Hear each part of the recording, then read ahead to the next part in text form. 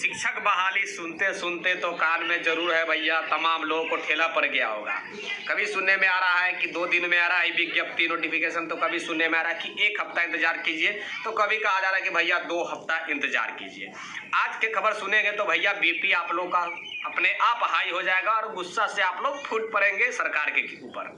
अब कैसे, ये ध्यान से सुन लीजिए। 29 मई को बैठक होने वाली है, शिक्षा विभाग की 29 मई को बैठक होने वाली है।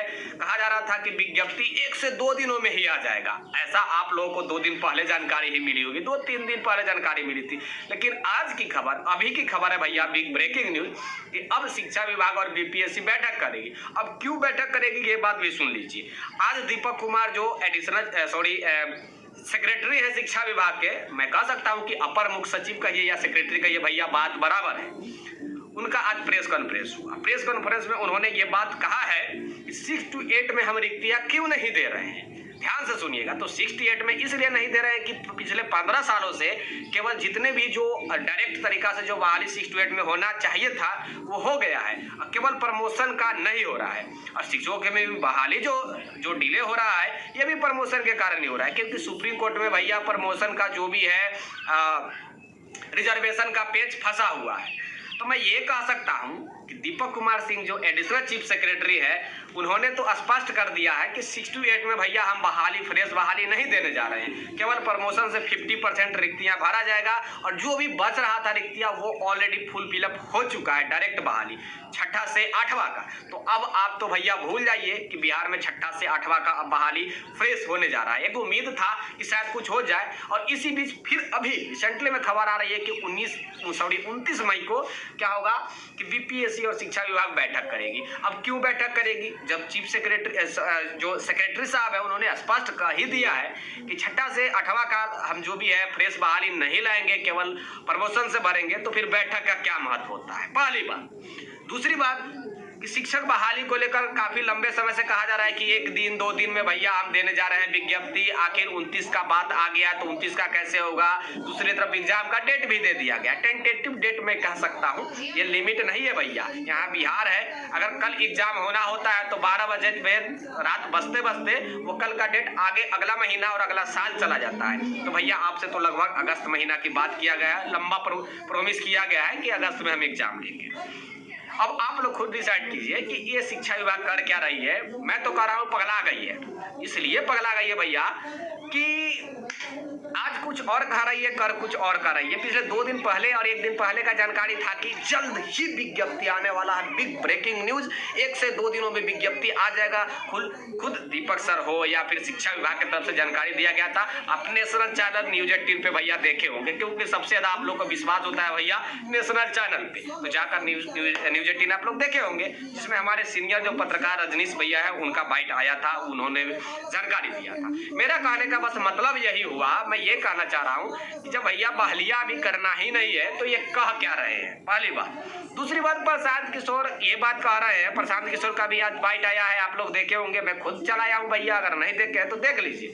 वो कह रहे हैं कि बीपीएससी एक ऐसी आयोग है कि वाकई में अगर 2 लाख शिक्षकों की बहाली करना चाहे तो उनको 5 साल लगेगा। अब किस मकसद से कह रहे हैं, क्या सोच कर कह रहे हैं। प्रशांत किशोर भी भैया आजू बाजू के और आसान खिलाड़ी नहीं है। प्रशांत किशोर जो है राजनीति के विशेषज्ञ माने जाते हैं और वो अच्छी तरीका से जानते हैं कि राजनीतिक में कैसे राजनीति खेला जाता है भैया, और वो अभी पार्टी से अलग हुए। इसका मतलब ये है कि पार्टी की हकीकत तो वो जरूर कुछ ना कुछ सच बात बताएंगे ही। और प्रशांत किशोर ऐसे ही बहुत एक्सपीरियंस व्यक्ति है भैया, जो लोग नहीं जानते वो लोग सुन लीजिए, बहुत पहुंचे हुए फकीर है और बहुत एक्सपीरियंस व्यक्ति है। अब उनका मैं बात नहीं करना चाहूंगा, मैं बात करना चाहूंगा सरकार का। प्रशांत किशोर को गोली मारिए भैया, बात हटाइए, गोली मारने का मतलब है कि उनकी बातों को हटाइए। अब हम बात करेंगे शिक्षा विभाग का, आखिर शिक्षा विभाग चाह क्या रही है। तो भैया ध्यान से सुन लीजिए, शिक्षा विभाग ये चाह रही है, मैं सच्चाई बता रहा हूँ, 24 में इलेक्शन है, 25 में इलेक्शन है, 24 में लोकसभा इलेक्शन है भैया, 25 में विधानसभा इलेक्शन है। अब आप खुद सोचिए कि कोई व्यक्ति चाहेगा कि हमारे हाथों से 2 लाख नियुक्ति पत्र बटे और उसमें भी हम वोट ना दें।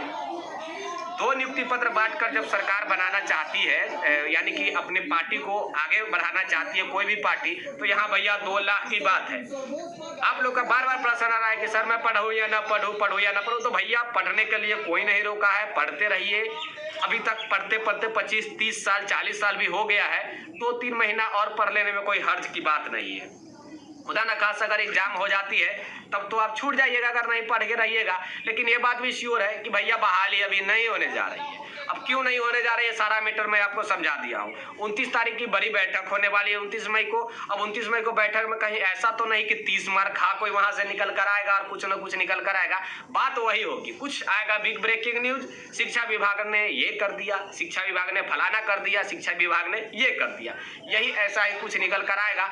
अब बैठक के कारण क्या होता है कि कहा जा रहा है कि और इंतजार करना पड़ सकता है। मतलब कि मैं ये कह सकता हूं कि एक बैठक के बहाना बनाकर सरकार डेट को एक्सटेंड बड़ी आसानी से कर देता है, इसलिए कि आगे बैठक होने वाली है उसमें बड़ी निर्णय लिया जाएगा। आज तक 2019 से आप लोग सीटेट, बीटेट, एसटीईटी भैया क्वालिफाइड होंगे, तो खुद सोच लीजिए कि कभी भी बैठक हुआ है तो आप सुने हैं बैठक से पहले कि छोटी मोटी जानकारी आने वाली है, छोटा मोटा अपडेट आने वाली नहीं, बिग ब्रेकिंग आने वाली है। और क्या आज तक बिग ब्रेकिंग आप लोग को मिला है ये हमें समझाने की आवश्यकता नहीं है, आप लोग को खुद एक्सपीरियंस हो गया होगा सुनते सुनते, पढ़ते पढ़ते और देखते देखते। आगे आप लोग समझदार है मैं क्या कहना चाह रहा हूँ। शिक्षा विभाग अभी कोई बहाली न करने के मूड में नहीं है। जब हाई कोर्ट के अधिवक्ता से बात किया तो उनका अलग ही दाव है भैया कि हम किसी भी स्थिति में स्टे लगाएंगे, क्योंकि 2019 का जो एसटीईटी वाला मैटर है उनको आधे को बहाली किया गया, आधे को बहाली नहीं किया गया। छठा चरण में 2012 नियमावली के अनुसार जो आधे को बहाली किया गया, आधा रिक्तियां खाली रह गया, वही रिक्तियां पे अभी अगर बहाली 7वें चरण में होती है तो फिर नई नियमावली से कैसे हो सकती है, क्योंकि आधा बहाली हो गई है पुराने 2012 नियमावली से, आधे होगी 2023 नियमावली से, तो भैया कैसे होगी। एक व्यक्ति को 2 कानून कैसे एक व्यक्ति पे लागू होगा, पटना उच्च न्यायालय के अधिवक्ताओं का कहना है, मैं ये बात बता रहा हूँ। तीसरी तरफ ये भी उनका कहना है भैया कि हम किसी भी स्थिति में बहाली को नहीं होने देंगे, चाहे जैसे भी हो, हम इस पे कुछ न कुछ प्रभाव पड़ाएंगे। और रह गई बात कि इस नियमावली 2023 का, तो इसे तो भैया हम रद्द करवा कर ही रहेंगे। अब कैसे कैसे रद्द करवाएंगे, क्या पेच होगा, क्या दाव पेच होगा, वो भैया वकील से ज़्यादा तो हम नहीं बता सकते। बस इतना बता सकते हैं कि वकील साहब का अपने तरीका से पूरा प्रयास करने में जुटे हुए हैं कि हम 2023 नियमावली रद्द कर देंगे। अब कैसे करेंगे उनके बारे में विस्तार से आप लोग को मैंने दिखलाने का प्रयास भी किया था। बाइट रितिका रानी मैडम जी का आप लोग नहीं देखे हैं तो भैया जाकर देख लीजिए, सारे बात समझ में आ जाएगा। आप लोग का क्या लग रहा है, अपना प्रतिक्रिया भी दे दीजिएगा। काफी दिनों बाद भैया ये मैं वीडियो बनाया हूँ, 4 दिनों बाद। मैं थोड़ा बाहर था भैया, इसलिए मैं न्यूज आप लोग के बीच नहीं दे पा रहा था, इसके लिए मैं क्षमा प्रार्थी हूँ, क्योंकि आप लोग मेरे भाई है और बंधु है, तो इतना तो कर ही सकते हैं कि 1-2 दिन गैप अगर कभी काल हो जाता है तो माफी तो भैया कर ही सकते हैं। आगे जानकारी लेने के लिए आप लोग अवश्य सब्सक्राइब कर लेना है, लाइक कर देना, अपने दोस्तों के साथ शेयर कर देना। अपना अपना प्रतिक्रिया कमेंट बॉक्स में दीजिए कि सरकार वाकई में बहाली करने जा रही है या फिर एक ढोल मूल रवैया अपना रही है। और शिक्षा मंत्री जी तो आजकल बाइट देने से ही भागे फिरते हैं, उनके बारे में कहना ही क्या है। प्रोफेसर चंद्रशेखर यादव जो बिहार के एजुकेशन मिनिस्टर है, उससे अगर आप बाइट लेने के लिए जाते हैं तो मालूम चलता है कि वह नाश्ता करने के लिए जो घर में घुसते हैं भैया निकलते ही नहीं है। कब निकलते हैं और कब बाहर चले जाते हैं ये भी कहने की बात नहीं है। मेरे साथ तमाम नेशनल बहुत सारे ऐसे चैनल है जिनको मैंने बात करने का प्रयास किया कि जाकर भैया आप ही कम से कम बात कर लीजिए। हम तो एक छोटे मोटे व्यक्ति हैं, आप शायद आपसे बात कर ले, लेकिन भैया किसी से वो बात करने से डरते हैं। क्यों डरते हैं शिक्षा मंत्री बात करने से, ये भी मैं नहीं बताऊंगा, ये बात भी आप लोग ही बताइए, क्योंकि आप लोग के पास अब एक्सपीरियंस हो गया है न्यूज देखते देखते।